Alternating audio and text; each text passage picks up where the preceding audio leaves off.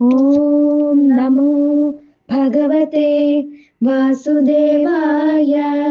മയാ തതമിദം സർവം ജഗദവ്യക്തമൂർത്തിനാ മത്സ്ഥാനി സർവഭൂതാനി ന ചാഹം തേഷ്വസ്ഥിതഃ ന ച മത്സ്ഥാനി ഭൂതാനി പശ്യ മേ യോഗമൈശ്വരം ഭൂതഭൃന്ന ച ഭൂതസ്ഥോ മമാത്മാ ഭൂതഭാവനഃ. യഥാകാശസ്ഥിതോ നിത്യം വായു സർവത്ര ഗോ മഹാൻ തഥാ സർവാണി ഭൂതാനി മത്സ്ഥാനീത്യുപധാരയ. ഓം നമോ ഭഗവതേ വാസുദേവായ. എല്ലാ സജ്ജനങ്ങൾക്കും നമസ്കാരം. ഇന്ന് നമ്മൾ 9-ാം അധ്യായം, അതിപ്രസിദ്ധമായ രാജവിദ്യ രാജഗുഹ്യയോഗം എന്ന ഈ അധ്യായത്തിലെ 4 മുതലുള്ള 3 ശ്ലോകങ്ങളാണ് പഠിക്കുന്നത്. ഇന്നത്തെ ദിവസം ഏകാദശിയാണ്. വളരെ പ്രധാനപ്പെട്ട ഒരു ദിവസമാണ്, വിശേഷപ്പെട്ട ദിവസമാണ്. ഏകാദശി ഭഗവത് സ്മരണ ഉണ്ടാക്കുവാൻ സഹായിച്ചാൽ നന്ന്. അപ്പോൾ ഈ വക പ്രവൃത്തികൾ തീർച്ചയായിട്ടും നമ്മൾക്ക് ഭഗവത് സ്മരണ ഉണ്ടാക്കുവാൻ സഹായിക്കുന്നു. ഇന്നിപ്പോൾ ഏകാദശിയാണെന്ന് ഞാൻ റെക്കോർഡ് ചെയ്യുന്ന ദിവസമാണ്. ഒരുപക്ഷെ നിങ്ങളെടുക്ക് ഇത് കിട്ടുമ്പോഴേക്കും ഏകാദശി കഴിഞ്ഞിട്ടൊക്കെ ഉണ്ടാവും. 2-3 ദിവസം കഴിഞ്ഞിട്ട് ഇടയ്ക്ക് കിട്ടുള്ളൂ. ഞാൻ റെക്കോർഡ് ചെയ്തിട്ട് ഇതിന് യൂട്യൂബിൽ അപ്ലോഡ് ചെയ്യാനൊക്കെ സമയമെടുക്കും. അപ്പോൾ ഇന്ന് ഏകാദശിയാണോ എന്ന് അന്ന് നിങ്ങൾ വിചാരിക്കേണ്ട. ഇന്ന് റെക്കോർഡ് ചെയ്ത ദിവസമാണ് പറയുന്നത്. പിന്നെ ഒരു 2 കാര്യം കൂടി പറയാൻ ഞാൻ ആഗ്രഹിക്കുകയാണ്. എന്താണ്, കഴിഞ്ഞ എപ്പിസോഡിൽ നമ്മൾ കഴിഞ്ഞ ദിവസം ചെയ്ത 3 ശ്ലോകങ്ങൾ, ആ സമയത്ത് ഞാനൊരു കാര്യം പറഞ്ഞു. ഭഗവത്ഗീത ഞാൻ നിർത്താൻ പോവുകയാണ്, കാരണം ജനങ്ങൾക്കൊന്നും താല്പര്യമില്ലാണ്, ഞാൻ എന്തിനിത് ചെയ്യുന്നു എന്ന് എനിക്ക് തോന്നി, നിർത്താം എന്ന് വിചാരിച്ചു എന്ന് ഞാൻ പറഞ്ഞു. അപ്പോൾ തന്നെ ഭഗവാൻ എന്നെ പ്രേരിപ്പിച്ചു. എന്താണ്, ഭഗവത്ഗീത പഠിച്ചില്ല അല്ലേ? നമ്മൾ കർമ്മം ചെയ്യാനേ നമ്മൾക്ക് അധികാരമുള്ളൂ. കർമ്മണ്യേവ അധികാരസ്ഥ മാ ഫലേഷു കഥാചന. ഫലം കിട്ടണം, ധാരാളം ആൾ കാണണം, എല്ലാവരും അനുമോദിക്കണം, നന്നായി എന്ന് പറയണം, ഇങ്ങനെയൊന്നും വിചാരിക്കരുതെന്ന്. നമ്മളുടെ പ്രവൃത്തി എന്താണ്? ഇവിടെ ഈശ്വരൻ്റെ മഹിമകൾ ജനങ്ങളെ അറിയിക്കുക, അല്ലെങ്കിൽ ജനങ്ങളിൽ എത്തിക്കുക. അപ്പോൾ അതിന് അനുകൂലമായിട്ടുള്ള സാഹചര്യം വന്നാൽ നന്നായി. ഇതാരും കണ്ടില്ലെങ്കിലും ഞാൻ ചെയ്തു, ഒരു സമർപ്പണത്തോടെ വേണം എന്ന് അന്ന് ഭഗവാൻ എന്നെ പഠിപ്പിച്ചു. പിന്നെ ഞാൻ തുടങ്ങാൻ തീരുമാനിച്ചു. അത് ഈ ഒരു കാര്യം ഒന്നുകൂടിയും പറയാണ്. അങ്ങനെയൊക്കെ പറഞ്ഞപ്പോൾ കുറച്ചധികം ആൾക്കാർ ശ്രദ്ധയോടുകൂടി കേട്ടു എന്ന് എനിക്ക് മനസ്സിലായി.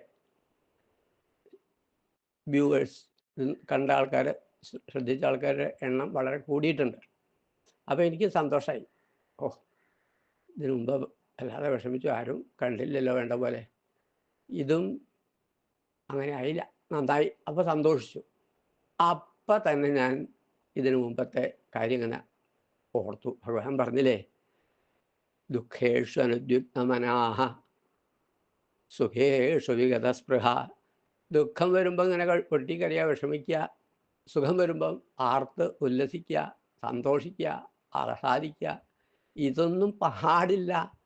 ഇങ്ങനെ ഒക്കെ ആണെങ്കിൽ നീ ഭഗവത്ഗീത പഠിച്ചിട്ടില്ല, പഠിക്കാത്ത ആൾ പഠിപ്പിക്കരുത് എന്നൊന്നുകൂടിയും ഭഗവാൻ എന്നെ ഓർമ്മിപ്പിച്ചു. അപ്പോൾ ഞാൻ ശരി, അങ്ങനെ തന്നെയാണല്ലേ.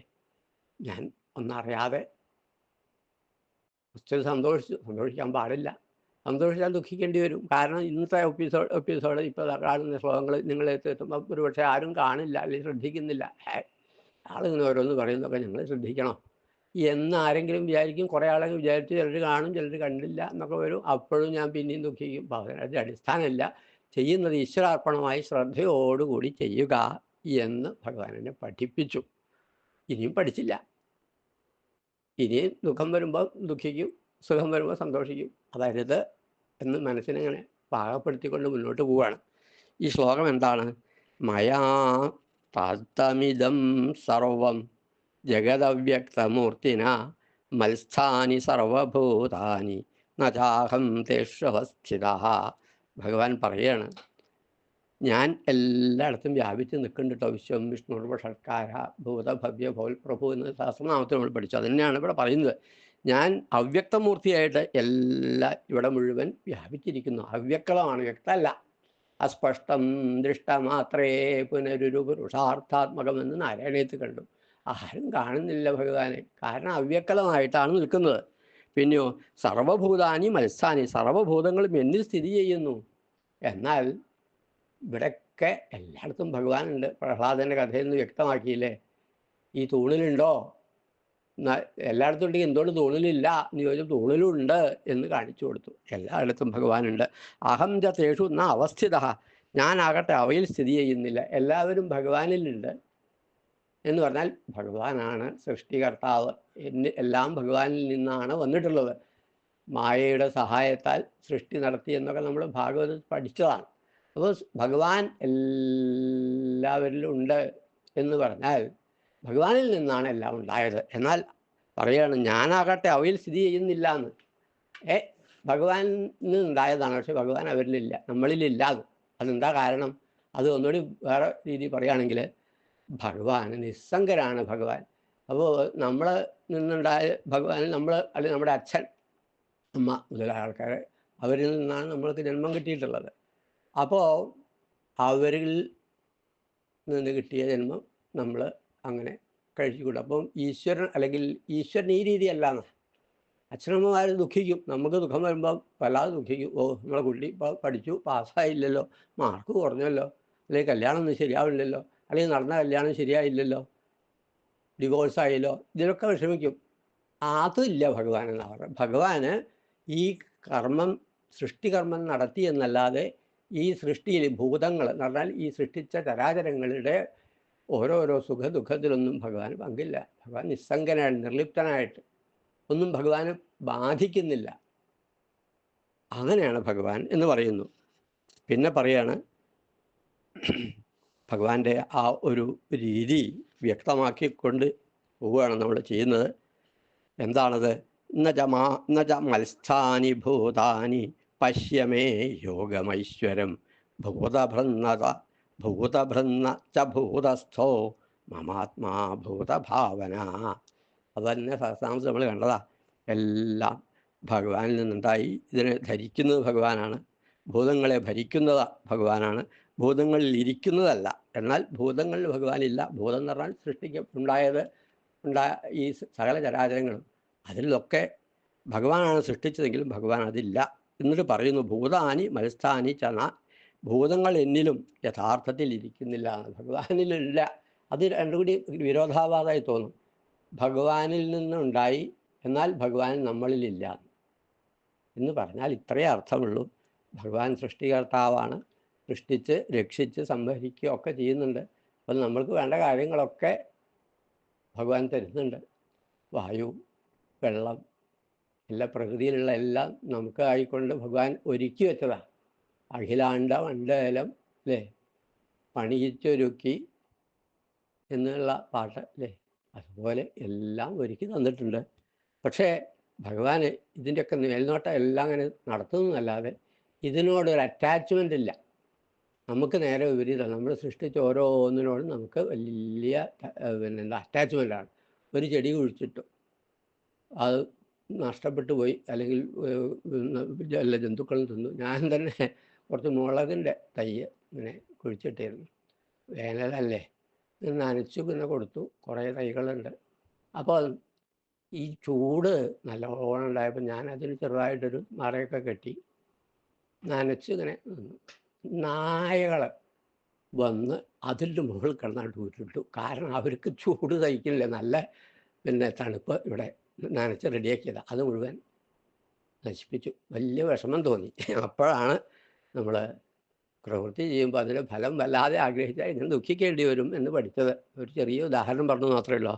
അപ്പോൾ നമ്മൾ സൃഷ്ടിച്ച, നമ്മൾ അതിനെ പരിചരിച്ച് അതിന് എന്തെങ്കിലും കോട്ടം തട്ടി വിഷമമായാൽ നമുക്ക് വിഷമായി, വലിയ വിഷമായി. കുട്ടികളൊന്നും നേരെയാവുന്നില്ല, അവർ പഠിക്കുന്നില്ലല്ലോ, അല്ലെങ്കിൽ വികൃതി കാണിച്ച് വേണ്ടാണ്ട് ഓരോരോ കൂട്ടുകെട്ടിപ്പോൾ ഇതൊക്കെ അച്ഛനമ്മമാരെ വല്ലാതെ വേദനിപ്പിക്കും.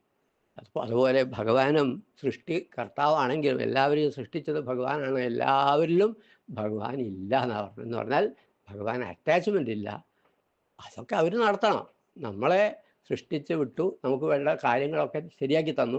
ഇനി അത് ഉപയോഗപ്പെടുത്തിക്കൊള്ളുക, പറഞ്ഞത് കേൾക്കുക. ഭഗവാൻ ഭഗവത്ഗീതയിൽ പറഞ്ഞുള്ള കാര്യങ്ങൾ കേൾക്കുകയാണ് വേണ്ടത്. എന്നുവെച്ചാൽ മത്സ്ഥാനി ഭൂതാനി പശ്യമേ യോഗമൈശ്വരം, എൻ്റെ ഐശ്വരമായ യോഗശക്തിയെ കണ്ടാലും എന്ന് പറയാം ഭഗവാൻ. എൻ്റെ ശക്തി ഇതാ മനസ്സിലാക്കുക. കാണാൻ പറ്റില്ല, ഭഗവാൻ നമുക്ക് കാണാൻ പറ്റില്ല, അത് വ്യക്തമാക്കുന്നു. യഥാകാശസ്ഥിതോ നിത്യം വായു സർവത്ര ഗോമഹാൻ തഥാ സർവാണി ഭൂതാനി മത്സ്ഥാനീത്യുപധാരയാ. യഥാകാശസ്ഥിതോ നിത്യം വായു. വായു ആരെയും കാണാറുണ്ടോ? അനുഭവപ്പെടാറില്ലല്ലോ. അതുപോലെയാണ് ഭഗവാൻ ഉണ്ട് എല്ലായിടത്തും. ഈ വായുവിന് ആകാശത്തിലാണ് നിൽക്കുന്നതെന്ന് പറയുന്നു. വായു അന്തരീക്ഷത്തിൽ ഇങ്ങനെ ഉണ്ട്. എന്നാൽ ഈ അന്തരീക്ഷത്തിന് എന്തില്ല? ഒരു ഒട്ടലുമില്ല. വായു ഉണ്ട്, ഇല്ലായാലും ഉണ്ടായാലും അന്തരീക്ഷം അല്ലെ ആകാശം ഇതിൽ ഒട്ടലില്ലാതെ നിൽക്കുന്നു. അതുപോലെ ഭഗവാൻ എല്ലായിടത്തും വ്യാപിച്ചിരിക്കുന്നു. വിശ്വം വിഷ്ണു. വ്യാപിച്ചിരിക്കുന്ന ഈ ഭഗവാനെ നമുക്ക് അനുഭവിക്കാം, കാണാൻ സാധിക്കില്ല. അത് അവ്യക്തമാണ്, അവ്യക്തമൂർത്തിന എന്ന് പറയുന്നു. അങ്ങനെയുള്ള ആ ഭഗവാന്റെ മഹിമ മനസ്സിലാക്കിയിട്ട് ലോകത്തിൽ ജീവിക്കുക. വെള്ളത്തിൽ വള്ളം, ശ്രീരാമകൃഷ്ണൻ്റെ ഉദാഹരണം, വെള്ളത്തിൽ ആണ് വള്ളം. എന്നാൽ വള്ളം വെള്ളത്തിലുണ്ടാവാൻ പാടില്ല.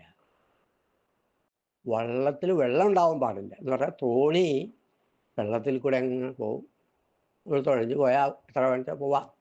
എന്നാൽ ഈ തോണിയിൽ വെള്ളം കയറിയാലോ തോണി മുങ്ങിപ്പോവും. അതുപോലെ പ്രകൃതിയിൽ ജീവിക്കുക, അതിനോട് അറ്റാച്ച്ഡ് ആവാതെ അതിൽ നമ്മളെ ഭരിക്കാൻ തുടങ്ങിയാൽ നമ്മളുടെ ജീവിതം മുന്നോട്ട് പോകില്ല, മുങ്ങിത്താണ് പോവും എന്ന് ഭഗവാൻ പഠിപ്പിക്കുന്നു. കായേന വാചാ മനസേന്ദ്രിയൈർവാ ബുദ്ധ്യാത്മനാ വാ പ്രകൃതേ സ്വഭാവാൽ കരോപി യദ്യൽ സകലം പരസ്മൈ നാരായണായേതി സമർപ്പയാമി.